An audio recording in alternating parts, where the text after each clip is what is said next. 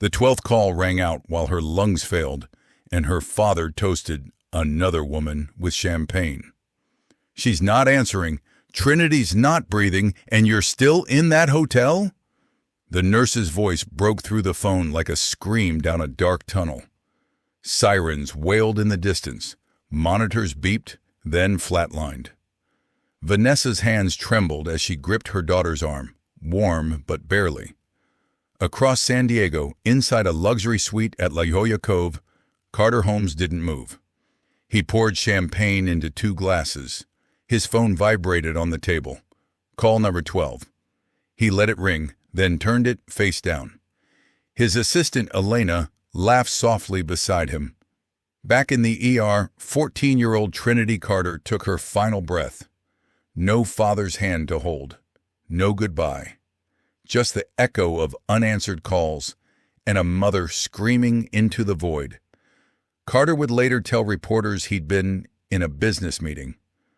What he didn't say was that his daughter's medication had been denied 2 weeks before because he stopped paying the premiums to fund a beachfront condo for his mistress.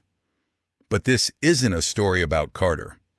It's about Maxwell Carter, a Vietnam vet, a father, and a man who had already buried 1 child in his lifetime. He wasn't about to lose his granddaughter without a fight. And when he found out what really happened, he didn't cry. He made a list. Some truths don't deserve peace. Some names deserve to be remembered. If you believe that too, keep listening, because this isn't over. Welcome back, my beautiful family and friends. I've missed you all so much. It's been a tough ride with some technical issues, but by God's grace, we're getting everything back on track. Thank you for sticking with me. Your support means everything. Before we begin, I want to say a little prayer over everyone watching, especially the women. To the women, may God strengthen you, comfort you, and fill your heart with peace and favor. To the men, may God guide you, bless your efforts, and give you wisdom in all you do, and may God's protection rest on every single one of you. Amen. If you're ready for today's story, hit subscribe and tell me in the comments where you're watching from.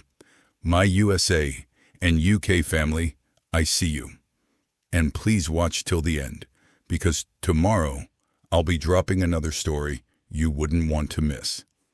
Now, let's get into the story. It started just hours earlier, on a sunny afternoon at Vaughn's Grocery in Hillcrest, San Diego. Trinity had run out of her inhaler, again. She collapsed in aisle 9 while looking for sugar cookies. Vanessa screamed her daughter's name as a store manager radioed for help. A kind stranger called 911. Trinity's lips were turning blue before the ambulance even arrived. Vanessa rode with her, clutching Trinity's hand and whispering, "You're okay, baby, I've got you. Daddy's on his way." He wasn't. By 4:23 p.m., Trinity was gone. By 4:26, Carter Holmes had silenced his 12th call. At 4:34, he posted a photo of the ocean view from his suite. Caption, "Resting between rounds of brilliance. Grateful."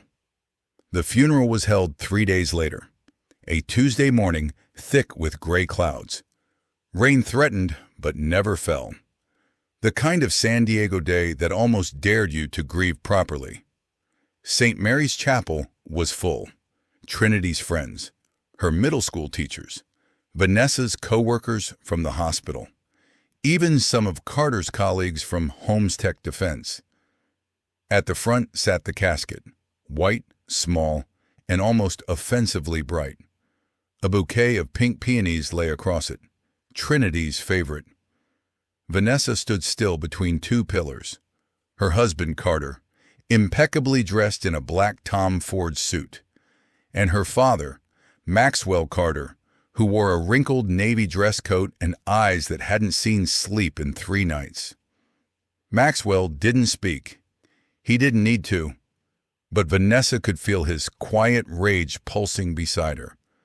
Carter, on the other hand, moved with performative grief. He shook hands, hugged mourners, touched Vanessa's lower back as if they were still close. He wiped dry eyes with a handkerchief that remained suspiciously crisp. And then he checked his phone. Right there, while the minister spoke about Trinity's kindness.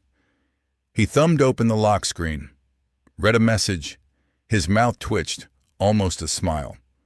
Vanessa saw it. So did Maxwell. The eulogy began. Carter stepped to the podium, cleared his throat, paused. Perfect. Our daughter Trinity was light. She lit up rooms. She dreamed big, fashion, art, color. I used to say she made the world look better just by walking through it. He waited. And even though she's gone, I believe, deep down, that light doesn't go out. It becomes part of us. I loved her more than I've ever loved anything in this world. Sniffles rippled through the room. Maxwell watched him with a stare that could shatter glass. Vanessa just stared, not at Carter's face, but at his left cuff. A thread was loose. It wasn't from the dry cleaner. It was lipstick, pink, a near match to Elena's lip gloss. That night, the townhouse was too quiet. The caterers had come and gone. The fridge was full of untouched fruit trays and cheese platters no one would ever eat. Vanessa stood at the kitchen window, staring at the dark yard. Trinity used to play there, used to do cartwheels barefoot until the grass stained her knees. Upstairs, Carter was on a call, laughing. A light laugh, too soon, too unburdened. He came downstairs minutes later, adjusting his tie and slipping on his coat. "Board meeting," he said. "Downtown. It's late notice, but I can't skip it. They want me to speak on Thursday's panel." Vanessa didn't answer. He looked at her for a beat longer than he needed to. "I'll be late," he added, grabbing his keys. Then he was gone. The silence settled again. Maxwell, who had been sitting in the armchair in the living room, spoke softly. "Do you want me to follow him?" Vanessa turned. Her face was unreadable. Her voice was a whisper. "Yes." Maxwell stood, quietly collected his coat, and walked out the door like a man going to war. No dramatics, no threats. Just the heavy weight of a mission he didn't want, but one he wouldn't avoid. He had trained men to survive capture. He had buried friends. He had carried out silent operations in countries where his own name didn't exist. But nothing, not even the jungle, had ever made his hand shake like watching Trinity's body lowered into the earth. And now her father was smiling on phone calls, leaving lipstick on funeral cuffs? No, not this time. Trinity had begged her mom for a new inhaler that week, but it wasn't covered.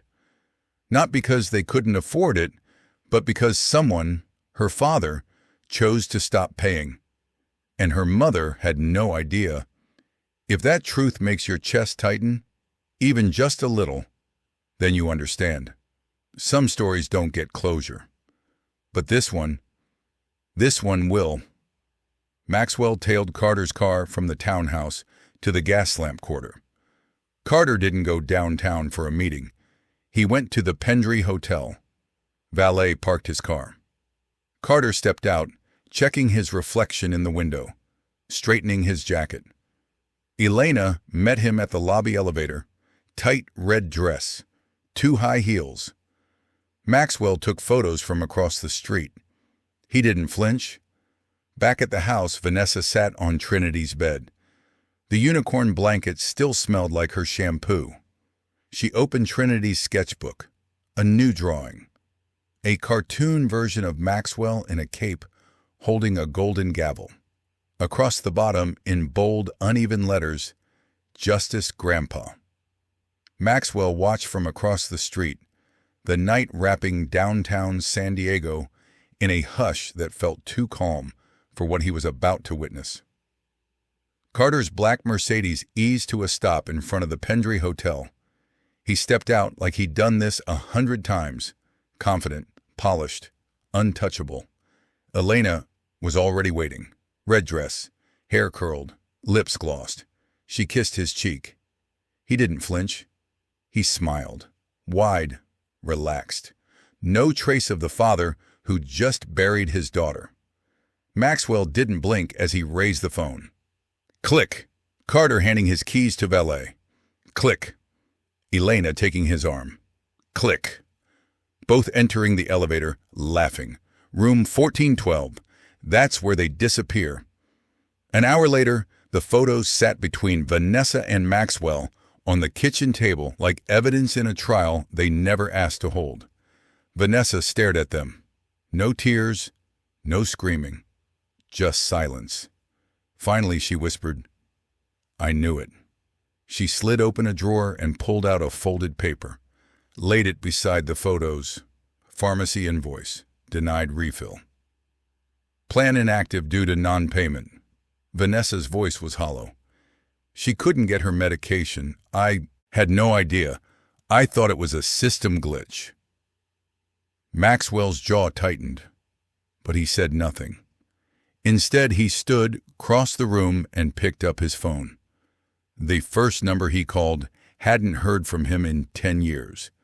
The second owed him a favor from back in Fallujah. The third answered on the first ring.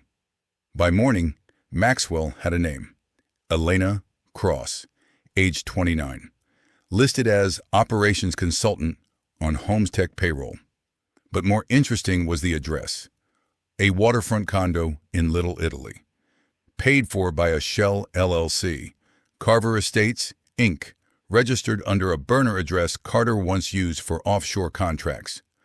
Later that night, Vanessa sat in Trinity's room.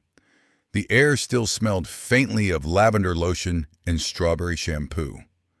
She reached for her daughter's sketchbook. On the last page was a drawing done in colored pencil, a caped figure tall and square-shouldered, holding a glowing gavel above his head. On his chest, a gold badge with the letter M. Trinity had titled it, in all caps, Justice Grandpa. Vanessa traced the outline with trembling fingers. From the doorway, Maxwell watched her. No words passed between them. None were needed. He just turned and walked away. The war had started. The man Maxwell called was a ghost, by design. Margaret Flynn, forensic accountant, retired NSA contractor. Now she did favors for friends no one could afford to admit they had. Maxwell didn't need favors.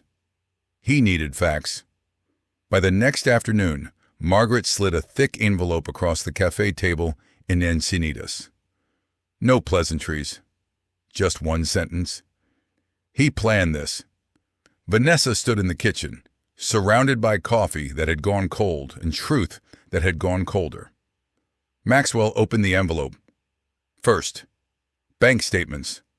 Carter had rerouted over $11,000 from the family health spending account. Where did it go?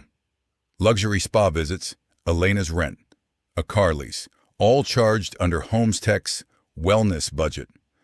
Second, health insurance cancellation notice, dated 2 months before Trinity collapsed in that grocery aisle. Carter had let the premiums lapse, then rerouted the funds through a shell entity. Vanessa's breath hitched. He told me we upgraded her coverage. He looked me in the eye. Maxwell didn't speak. He handed her the next document. Third, a $1 million life insurance policy, taken out on Trinity Carter, signed electronically using Vanessa's social. Beneficiary, Carter Holmes. Date initiated, 6 weeks before Trinity died. Vanessa clutched the counter. The air in the room felt like it had been vacuumed out. He forged my name, she whispered. Her knees buckled. Maxwell caught her just before she hit the floor. She didn't cry. She just stared. But Margaret's envelope wasn't finished. 2 thick packets, labeled NDA C. Miller 2019, NDA R. Hayes 2016, two previous assistants, paid off with corporate funds, both matching the same pattern: affair, silence, corporate cleanup. Maxwell laid them all out: the receipts, the withdrawals, the condo lease, the policy, Trinity's name, Trinity's life, all reduced to transactions. Vanessa sat at the dining table, hands over her face. A broken kind of quiet filled the room. Maxwell stood at the window, watching the rain finally fall. Slow, heavy, inevitable. Then quietly, as if stating fact, this wasn't neglect. He turned back to her. This was a strategy. Maxwell didn't knock. He just waited. Justin Delgado, Elena's ex, tatted up, nervous, bitter, still paying off debt Carter promised to clear. Maxwell slid a thick manila envelope across the diner table. No threats, just incentive. Justin cracked his knuckles, then handed over an old phone. Encrypted, backed up, everything Elena ever texted. It took hours to sort through the noise. Selfies, scheduling, late-night flirting. Then they found it. Carter, you know how much simpler life would be without Trinity? She's always coughing, always around. It's like babysitting a time bomb. They'd be better off without her. Vanessa sat on the floor in Trinity's room, the phone trembling in her hand. She read the text once, twice, a third time. Then she dropped the phone, bolted to the bathroom, and vomited. She didn't speak for 3 hours, just sat at the dining table, eyes blank. The ghost of a mother who used to believe in family. Maxwell sat across from her, quietly burning. Then he stood and called a U.S. attorney. Her name was Lila Rowan.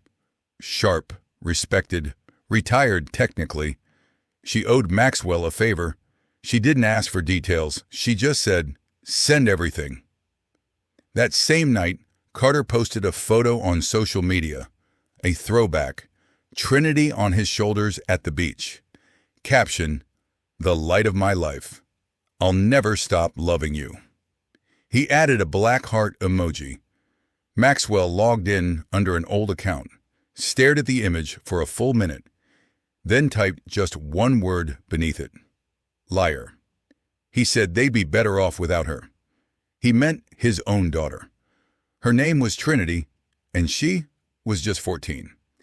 If this truth chills you even slightly, then you know why this story can't be forgotten. The banner behind Carter read, "Future-proofing safety, AI, and human integrity." He adjusted his mic, smiled for the cameras, and nodded as the moderator called him a pioneer in tech ethics. The room clapped. He leaned forward, voice calm, rehearsed. At Holmes Tech, our mission is protecting families, because security starts at home. Somewhere in the back row, a man in a baseball cap and dark blazer stood quietly. Maxwell. By midnight, the board of directors at Holmes Tech had a shared folder in their inbox. No sender name, no trace, just file after file. Receipts, insurance records, personal payouts, the NDA buyouts, the redirected HSA funds. The subject line read, Carter Holmes, Internal Ethics. Review required. The CFO called an emergency meeting. No public drama, not yet. Just cold, internal silence. The first name brought in? Elena Cross. Behind closed HR doors, she lasted less than 10 minutes. She didn't deny a thing.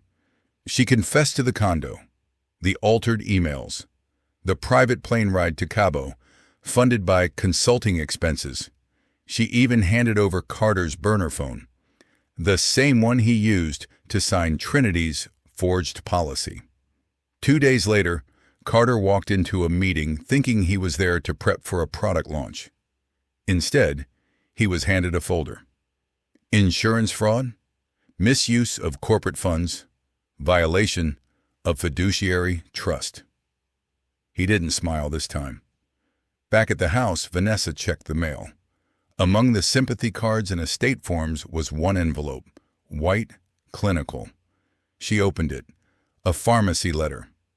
Claim denied. Policy inactive. Date, 12 days before Trinity collapsed. No emotion, no apology. Just one sentence at the bottom. Coverage terminated for non-payment. Vanessa didn't cry. She took the letter, pressed it into a silver frame, and drove to the cemetery. She placed it next to Trinity's headstone, right beside the pink peonies. Maxwell stood a few feet behind her. She didn't turn around. She just said, "This is her proof. Let it rot here with him." It didn't happen with sirens, no headlines, no front-page fallout, yet. It started with a spreadsheet. Holmes Tech's internal audit team flagged irregularities, duplicate expenses, falsified codes, and reimbursement claims tied to shell companies. One line item, Employee Wellness Initiative, 12E800. Reality, a beachfront condo with Elena's name on the lease. HR combed through everything, email chains, travel logs, signed contracts with digital fingerprints that matched no official device. Then came the forged insurance forms. Vanessa's name, digitally signed, backdated, sloppy. It wasn't just fraud. It was patterned deception. They called Elena back in, offered immunity in exchange for full cooperation. She didn't hesitate. She handed over passwords, private messages, Carter's second phone, his encrypted files, and, most damning, a recorded voicemail. Carter's voice, casual and cold. "Just make sure nothing's in her name. If it ever gets messy, I need to be clean." By Friday morning, Carter Holmes was placed on administrative suspension, pending investigation. His keycard access was revoked. His name was quietly removed from the company website. He stood in the executive parking garage, staring at the text from the board. Effective immediately. Back at home, Vanessa didn't flinch. She filed for divorce that same afternoon. Sole custody of all remaining assets. Full access to corporate financials. Non-negotiable. Her attorney didn't ask why. At the San Diego Union Tribune, a reporter named Devin Watts opened an anonymous tip. Subject: a daughter, death, a cover-up. Inside the folder, a timeline, insurance documents, Trinity's medical rejections, the leaked texts. Devin didn't hesitate. "We're running it." Meanwhile, in a small office lit only by a desk lamp, Maxwell Carter finished sealing a thick envelope. He labeled it, "Final Evidence Package, Distribution, List 3. Inside, everything. A press kit, Trinity's framed pharmacy denial, the policy Carter took out on her name, the receipts, the betrayal. He placed it in a box beside two others. 3 cities, 3 drops. No name, no return address, just truth. And the weight of a grandfather's promise. Maxwell stood across the street from Holmes Tech headquarters, motionless beneath a hooded coat. At exactly 9:13 a.m., 3 unmarked black SUVs rolled up to the glass tower. Doors opened, badges flashed. Federal agents moved with precision, no words, no drama. Inside, Carter Holmes was mid-sentence in a damage control meeting. He looked up just as the conference room door opened. They didn't ask him to come quietly. They simply cuffed him. No shouting, no warning. Just steel locking around his wrists, and silence. Outside, cameras began to gather. Phones pointed. A voice whispered, "That's him. That's the guy from the news." By noon, headlines had already changed. Tech CEO Carter Holmes arrested in insurance fraud and exploitation scandal. Daughter's death linked to suspicious policy. Justice for Trinity, trending nationwide. Vanessa didn't watch the arrest. She didn't go to court. didn't want to see the look on Carter's face, whether it was fear, shame, or nothing at all. Instead, she walked quietly through the halls of Trinity's old middle school, classrooms full of bright faces, drawings on the walls, backpacks slung over chairs. In the main office, she handed a check to the principal, $10,000, a donation in Trinity's name. For the art program, she said. She wanted to be a designer. Maybe one of these kids will get the chance. She didn't. Later that day, a local station asked Vanessa for an interview. She agreed, but only said one sentence. "He left her to die. I won't forgive that." Then she walked away. Elena was gone. Her condo emptied overnight. No forwarding address, no trace. Maxwell didn't chase her. She wasn't the mission. That night, a popular TikTok creator posted a video slideshow, photos of Trinity. Her sketches, the flatline report, screenshots of Carter's texts. The caption read, "Her name was Trinity. She was 14. Her death wasn't an accident. Justice for Trinity." It exploded. Thousands shared her drawings. Thousands more shared her story. Millions watched. Some stories fade quietly. This one did not. The house was quiet, not empty, just quieter than it used to be. No humming from Trinity's playlist. No sound of scissors cutting paper, or the giggle she tried to hide when her designs turned out crooked. Maxwell walked into her room for the first time in weeks. The bed was still made. Sketches still hung on the wall. Bright colors, bolder than most adults would dare to dream. He sat down slowly, the mattress creaking under his weight. Then he saw it, tucked behind the pillow, folded 3 times. A card, Father's Day, purple marker, stickers on the back. He opened it with hands that had disarmed bombs, hands that had stayed steady in war zones. Inside, the handwriting was uneven but proud. "You're my favorite hero, Grandpa. If the world turns bad, I know you'll fix it. Love, Trinity." Maxwell didn't cry for justice. He didn't cry for what Carter did. He cried for the sound of her laugh. For the morning walks they never got to finish. For the light that went out before its time. 2 weeks later, they stood at Balboa Park, where the wind whispered through the trees. A small crowd gathered under soft sunlight for the unveiling of Trinity's bench. Polished wood, etched name. A brass plaque that read, "In honor of Trinity Carter, a girl who dreamed in color." Vanessa sat quietly, dressed in white. Maxwell beside her, hands folded, eyes steady. No speeches, no cameras. Just people who remembered her. Carter didn't attend. He stood inside a courtroom hours later, face blank, as the judge read the sentence. 15 years. Fraud. Insurance crime. Child neglect. No applause, no gasps.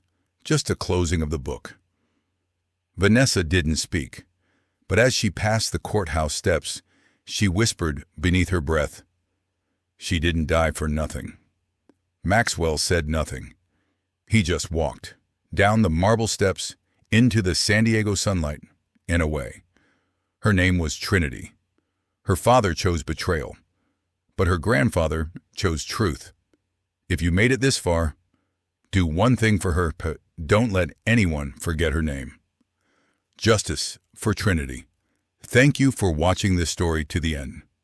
If you enjoyed this story, you will surely love the next one. It's as crazier and more intriguing as you can ever imagine. So do check it out.